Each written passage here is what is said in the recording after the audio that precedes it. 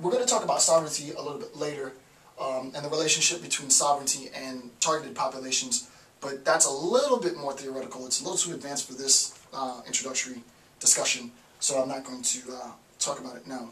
And then lastly, number 13, the idea of justification. Right, and justification is an attempt to support or defend an individual's position for an argument. Right, the attempt to support or defend an individual's or group's or theory's position for an argument. Right, so it's the defense of argument. So if I say X is the case, then the justification of X is the case is my explanation of why X is the case. X is the case because ... right? That's my justification. So if someone, I tell my students all the time, you need to justify your arguments. You've made a statement without giving it any sort of logical or empirical verification, any logical or empirical support, and you can't just say that. You can't just say things because you feel like saying it, right? Simply, for a genocidal state, for genocidists or genocidal orchestrators, what they'll do is they'll say, using the idea of physiological normalcy, they'll say those individuals with large noses are a danger to the population. Well, obviously, that needs justification. Well, okay, they're a danger to the population. Remember, when we're attempting to justify, to whom are we attempting to justify? We're attempting to justify our support for genocide. We're attempting to justify our exclusionary ideology to the moderates, right? Well, moderates, why should you care? Well, because look at this, right? This guy, Bob, broke into Mary's home and killed Mary and her 9 kids, and he had a big nose. Don't you think that all those big nose people have the potential to do the same thing to you? And in an attempt, what we're trying to do is we try to sort of ground our analysis in something that's demonstrable, right? We can point to it, right? It's sort of like ostensive, right? We can say this is the reason for our ailment. This is the reason these people are the cause of our problem, right? We attempt to justify our exclusion of these people.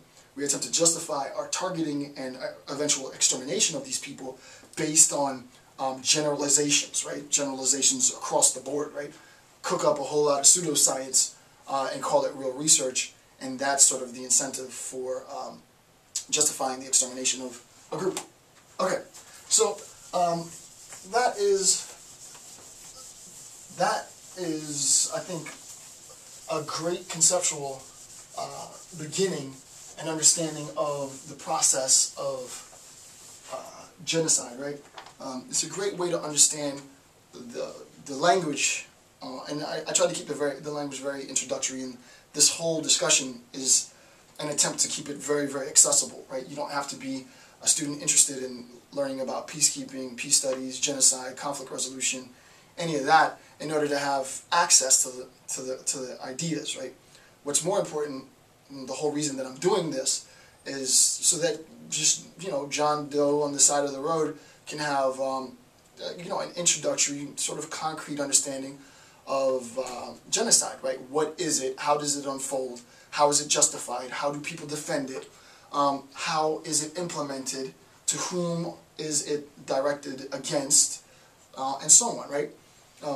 I think if you have an understanding of sort of these key concepts, then not only will it facilitate in understanding what I'm saying, but it'll facilitate in you conceptualizing things that I might not be able to conceptualize. I'm a philosopher, so basically everything that I do, the way that I write, the way that I think is all logical. You might be a sociologist, right? You might be an economist. You might be a statistician. You perceive the world different than I do, and there are things that I just can't do, right? This is why it's, communication discussion is always good for sort of interdisciplinary collaboration between scholars, between students, between just regular folk on the street. What I'm going to do now, is I'm going to try and take some of the seminal concepts that I've discussed in previous videos, especially I think the second series on genocide, and show you a very, very, very simple discussion of sort of Venn diagrams, right? in logic and logical analysis, one of the simplest things that you can do before you start actually the process of writing is you can construct and use Venn diagrams to look at sort of the scope of your argument. What will my argument be limited by, right? What can I talk about in this argument? What can't I talk about in this argument, and so on, right? As you get more advanced, you can symbolize some of your arguments. It takes a little bit of time, but you can symbolize your arguments and sort of check the logic of it, right? And I've done discussions on symbolic and modal logic, and that's the whole point of symbolic and modal logic and Venn diagrams, is to assist you in checking the coherence, the soundness of sort of the ease with which you formulated your argument, right, and see if your argument's right. So let us look at some Venns, right? Venns of, alright, so we're going to look at some Venns of genocide. And I feel comfortable now introducing this to you, even if you don't know what Venn diagrams are, don't worry about it.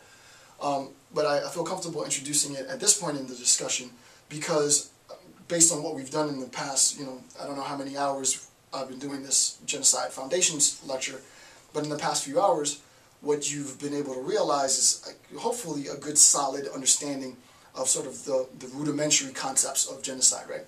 Well, imagine then that we have the first Venn that I'll draw. It'll gradually get more complicated. Obviously, I have a circle inside another circle. If you don't know about Venns, it's very simple. If there is a smaller circle inside a larger circle, then what I'm saying is that this circle, this characteristic, is contained within this larger discussion of whatever the thing is. So if I were to say that the larger circle is violence, V-I-O-L-E-N-C-E, so if I say that the larger circle is violence and the smaller circle is genocide, then by drawing this, what I'm saying is that all acts, and I'll write it down, all acts of genocide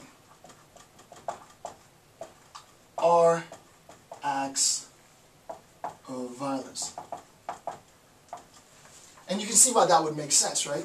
Because genocide, the circle genocide, the Venn of genocide, is contained within a larger circle, violence, right? So that there isn't any part of the circle, genocide, that's outside of the larger circle, violence.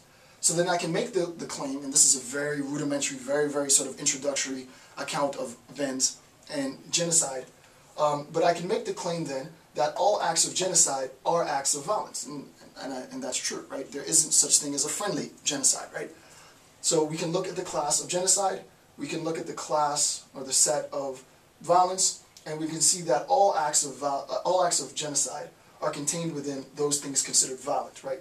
And then we can make the claim, our first claim, that all acts of genocide are acts of violence.